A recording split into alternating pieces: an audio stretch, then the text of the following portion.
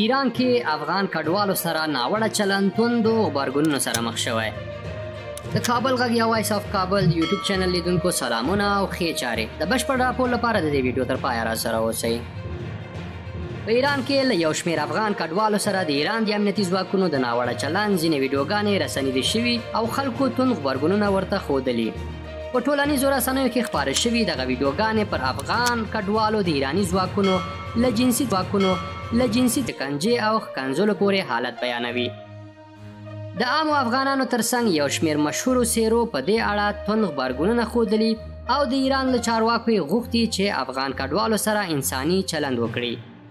د افغانستان مشهور هنرمند فرهاد دریا د ایران د خلکو په نوم ځانګړی لیک خپور کړی او ویلي سره له دې چې افغانستان او ایران دواړه مستبد حکومت لري خو خلک یې باید فشار پرې راوړي څوک ښه ګاونډیتوب نشي کولی ښه انساني چلند خو ولري.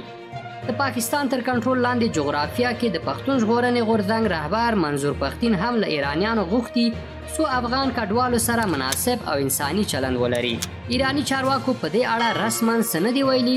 د طالبانو تبلیغاتي مبلغینو بیا ویلي چې د بهرنیو چارو وزارت یو مقام د ایران د سفارت ځینې مشران په دې اړه د اعتراض لپاره احضار کړي وو.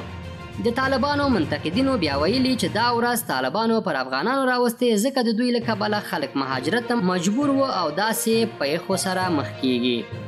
ګرانو لیدونکو له دې چې د دې ویډیو تر پایه را سره وي مننه کوم. د نورو تازه او کره خبرونو او معلوماتو لپاره د کابل غږ چینل سبسکرایب او خپل نظریات د همدې ویډیو په کومنټ کې له موږ سره شریک کړئ.